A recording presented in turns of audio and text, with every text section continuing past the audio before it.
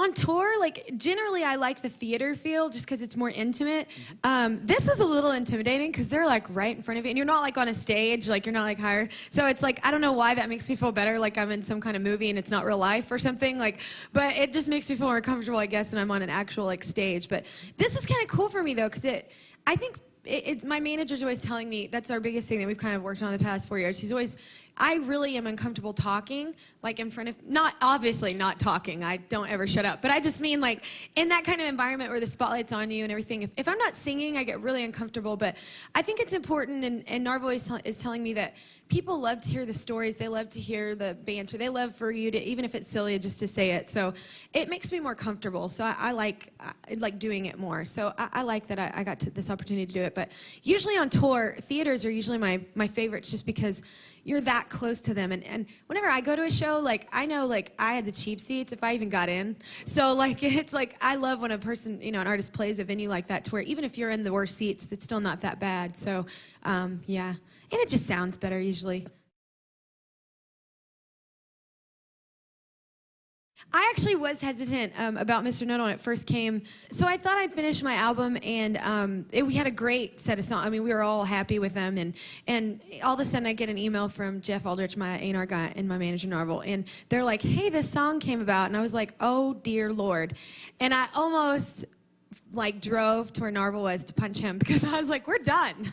But anyway, I heard the song, I promised I'd at least listen to it, and I did, and then I got mad because I liked it, and that meant I had to do it. So yeah, but I'm really glad it came about, though. I like Brian. I still have yet to meet Esther, never met her, but yeah, it's just a great song. It's one of those songs that comes along and you're like, oh, that's a really killer track. When I first heard that VH1 Unplugged wanted me to do the show, I flipped out because I love this show. I remember when I was a kid and I saw Nirvana do it, I was flipped out. I think it's such a cool thing to be able to create an intimate environment with an artist that you really, really love, and you get to, I don't know, you just feel like they're in their living room, and it's, you know, not as, sometimes when you go see a show, you're so far away from the artist, and I appreciated seeing that and Mariah Carey's whenever I was a kid. And then it came out, I remember y'all did the CD, the VH1 Unplugged with Mariah Carey. Don't think I don't know every single one of those songs. If It's Over with the Carole King version, that's my favorite one. But anyway, so yeah, no, so I put my diva on. This is my Mariah-esque that I tried to sport today, which I'm probably not pulling off, but I'm trying. But yeah, no, so I just love the show, and I was very excited that I got to be a part of it. I think the biggest difference with this album, because everybody keeps asking me, is just experience. Like, for 10 years, I've been doing it now. So all the producers know me better. They have 4 previous albums to listen to, or they've seen me on the road, or a lot of the writers I've worked with before. So it wasn't like I'm walking into a studio and it's like, so this is the artist that I am, and this is where I'm going, and da-da-da. People kind of know me. You know, it's not like I have a specific genre that I always work for. It's like, I do pop, which incorporates a lot of different styles. You got country, urban, rock. I love all that kind of stuff. So we try and incorporate all of it. So it's just really easy. This is the easiest album. My label and I love it. It's weird. We don't agree. So it's really cool that everybody, you know, are just all on board. So it's kind of like aligning of the stars. So I hope everybody likes it. Yeah, I'm waiting for the kick in the butt. So yeah, hopefully that doesn't happen. You know, whenever I'm making an album, the thing I love about doing Unplugged is it's kind of like how I shop for songs for albums. Because if you can break down a song and you don't have to have all the bells and whistles going on, and it's an awesome song, then that means it should be on the album. Like, there's a lot of songs, like, you know, you can't say that. You listen to a song and it needs all the gimmicks going on with it to be popular and massive and, I don't know, mainstream. So it's cool whenever, you know, I'm shopping for songs. Like, even Dark Side was one of the ones that I really loved in the beginning, but actually my manager really fought for that one to be on the album because it's so sad, and I didn't want to sing it every night because I have a lot of sad songs. So, but anyway, he won that one, and I'm glad he did, because it's a great song. And when you first hear it, it's like, you can hear it just being played with an acoustic guitar and just a vocal, and when that message like reads to me, like whenever I can hear that, that's whenever I know it's going to be a great song for the album. And we always break stuff down just like this show, like for, you know, tour, we always do like acoustic sets, like usually 20-30 minutes. So this is like, this is my comfort zone. I love it. The album literally just came out like 48 hours ago. Stronger is the name of the album. And it's my favorite one. And because it's my favorite one, I keep saying yes to all the work. But it's a lot of work. And we've been all over the world. And all over Europe. We've been in Australia. And we're going back to Europe after this. So, and then we start touring in January. So it's just, yeah, we're working all the time, which I love because I've been bored.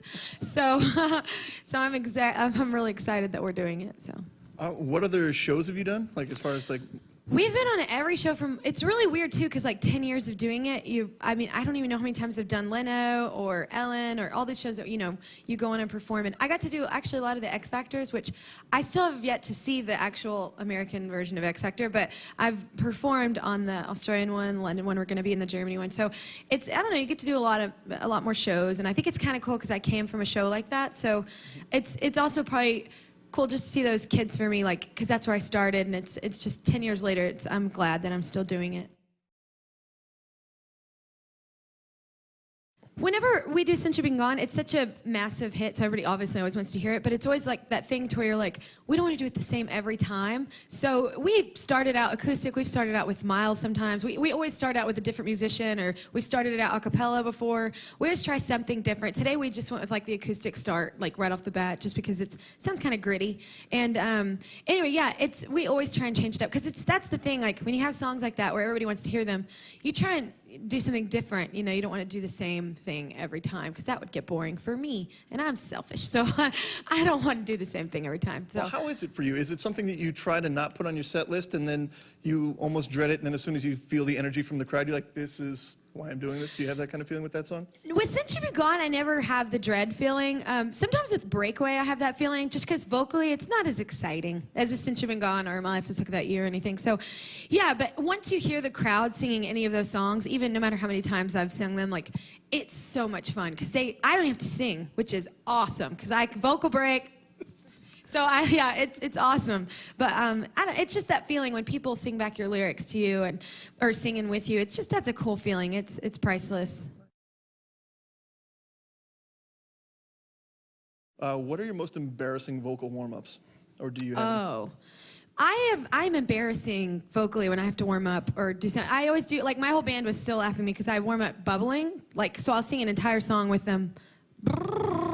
Like it was just bubbling. And then there's the one that's like, yeah, yeah, yeah, yeah, yeah, and that's really hot. And yeah, it's really embarrassing. I usually try and find a remote place in the building to go do that, so I'm not doing it in front of people. Nice. Yeah, it's hot. Have you seen Adele's got a huge tube into a bottle of water? That sounds like a bong. Yeah. That doesn't sound like a vocal warm-up. She's like, that pulling one over on you. It's my vocal warm-up. Yeah. Yeah. That's whiskey's mine. Yeah. It's good for my vocals. Well, I was driving around in Texas, and I heard Stronger, What Doesn't Kill You Makes You Stronger, and I flipped out. Literally, I was with my backup singers, and we were driving around, and I was like, this song is sick. I have no idea how I landed it, but I am putting it on hold. And so we were just, I don't know, it's one of those songs you hear, and you're just like, oh, right away, it's like, this is killer. It's going to be so much fun to play live. It's an anthem, and usually, obviously, I have a whole career full of those, so I like them. But yeah, I think it's my favorite anthem I've ever, because it's a little pop rock, it's a little urban, it's a little dance. It's just got a little bit of everything in there, and I like that a lot. So, Carrie Underwood and I were both performing at iHeartRadio in Vegas, this big show they just started, and she was out on stage, and we were in my dressing room. I was getting ready or whatever, and yeah, it was just an unreal song. I Know You Won't is the name of the song, and I was just like, this is a killer song. I have to cover that song, because I love a singer song. Like when it could just be broken down to like a piano and a vocal, it just means it's beautiful. So I wish I could write songs like that song. Like I don't write like that. I usually write, more pop kind of stuff, but that bluesy feel, like you can't beat it singing it. And the songs aren't like that anymore on the radio, unless you're Adele. That's the kind of stuff Adele does, which is awesome. But yeah, I just really love the song.